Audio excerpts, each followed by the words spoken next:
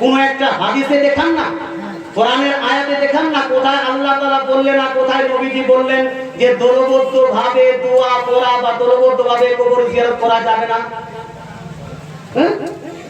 পণ্ডিতগিরি না করে কোরআনে দেখাও, হাদিসে দেখাও নবীজি কি বলেছেন যে দলবদ্ধ ভাবে কবর জিয়ারত করা যাবে না। যদি দেখিয়ে দাও বন্ধ করে দেব ইনশাআল্লাহ, নাকি আমরা হাদিস পেলে বন্ধ করে দেব। যদি কেউ বন্ধ করার যদি হাদিস পান দেখিয়ে দেন, বন্ধ করে দিব। কিন্তু আপনি বলেন সুন্নি হুজুর, আপনার তো সুন্নি মানুষ, আপনারা তো দলবদ্ধভাবে কবর জিয়ারত করেন, আপনার কাছে দলিল আছে? আমি বলবো আমরা হলাম সুন্নি, দলিলই আমরা দালালি করি না। এই যে বলুন না, সুন্নিরা দলিল দিয়ে দালালি করে না।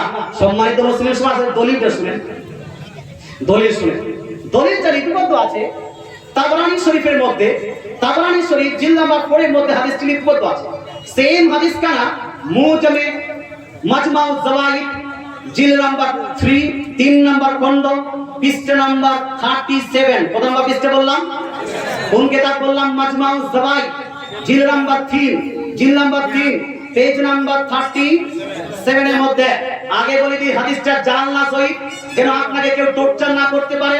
হাদিসের প্রসঙ্গে ইমাম হাইসামি বলছেন রাওয়াহু তাবরানী ফিল কাবীর ওয়া ইসনাদুহু হাসান।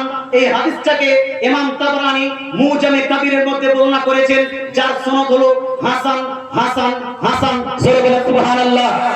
জালো না জয়ীফও না, হাদিসটা কি? হাদিসটা লিপিবদ্ধ আছে এইভাবে। হযরতে তালহা বিন বারা রাদিয়াল্লাহু তাআলা আনহু তিনি রাত্রি বেলা ইন্তেকাল করলেন। কি করলেন ভাই? রাত্রি বেলা ইন্তেকাল করলেন। ইন্তেকাল করার আগে তিনি বলেছিলেন আমার নবীকে আমার ইন্তেকালের সংবাদ দিয়েন না। রাত্রি বেলা ওনার দাফন হয়ে গেল, রাত্রি বেলা কাফন হয়ে গেল। কাফন হওয়ার পরে ফজরের টাইমে বা উখবিরান নবী সাল্লাল্লাহু আলাইহি ওয়াসাল্লাম হিনা আসবাহা, নবীজি সাল্লাল্লাহু আলাইহি ওয়াসাল্লাম যখন সকাল হলো, সকাল বেলায় নবীজি সাল্লাল্লাহু আলাইহি ওয়াসাল্লামকে সংবাদ দেওয়া হলো, ইয়া রাসূলুল্লাহ আপনার অমুক সাহাবী ইন্তেকাল করেছেন, তাকে কবরস্থ করা হয়ে গেছে, জানাজার নামাজ পড়া হয়ে গেছে, তাকে মাটি দেওয়ার কাজ সমাপ্ত করা হয়ে গেছে। রাত্রি বেলা, কথা বুঝতে পারছেন? হ্যাঁ, রাত্রি বেলা হয়ে গেছে, তারপর সব শেষ।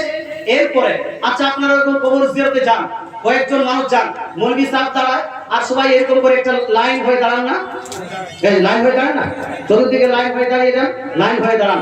এক একটা শব্দ আমি হাদিস থেকে প্রমাণ করছি, শুনুন মুসলমান। হাদিসে লিপিবদ্ধ আছে উখবিরা নবী সাল্লাল্লাহু আলাইহি ওয়াসাল্লাম, নবীজি সাল্লাল্লাহু আলাইহি ওয়াসাল্লামকে সংবাদ দেওয়া হলো রাত্রি বেলা আপনার অমুক সাহাবী ইন্তেকাল করে কবরস্থ হয়েছেন।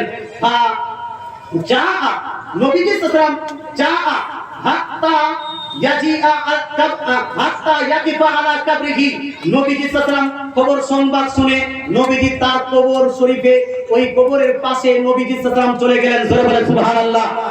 ওয়াকাফা আলাইহি, কবরের পাশে নবীজি দাঁড়িয়ে গেলেন। ওয়া সাফফান নাস মাহু, আর নবীজি সাল্লাল্লাহু আলাইহি ওয়াসাল্লামের সঙ্গে যতগুলো সাহাবীরা ছিলেন সমস্ত সাহাবীরা সারিবদ্ধ হয়ে দাঁড়িয়ে গেলেন। জোরে বলেন সুবহানাল্লাহ। নবীজি কবরে গেছেন, সাহাবায়ে কেরাম সারিবদ্ধ হয়ে দাঁড়িয়েছেন। সুম্মা রাফাআ ইয়াদাইহি, অতঃপর নবীজি সাল্লাল্লাহু আলাইহি ওয়াসাল্লাম দুই হাত তুলে ওই কবরবাসীর জন্য দোয়া করলেন। জোরে বলেন সুবহানাল্লাহ। মুসলমান আপনাকে বলতে চাই, বলুন তো নবীজি সাল্লাল্লাহু আলাইহি ওয়াসাল্লাম যেই সময় কবর জিয়ারত করতে গেলেন, এটা কি নামাজে জানাজা?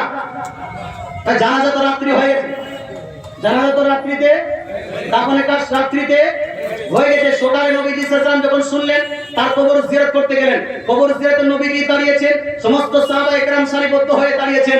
দলবদ্ধ আপনার কবর জিয়ারত হলো কি হলো না? দলবদ্ধ কবর জিয়ারত কার সুন্নাত?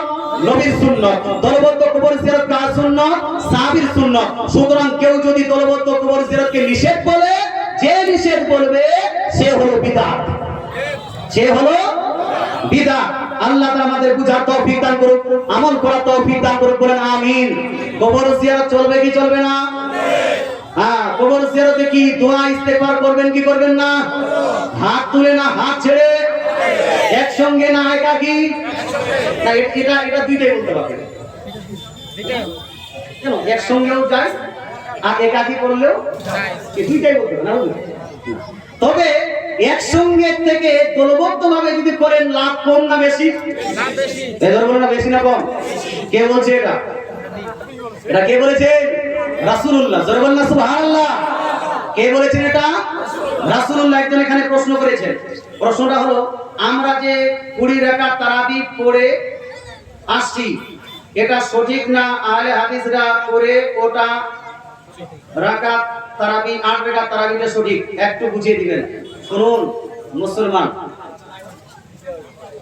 8 রাকাত তারাবি বলে কোনো জিনিস নাই। কথা বুঝতে পারছেন না?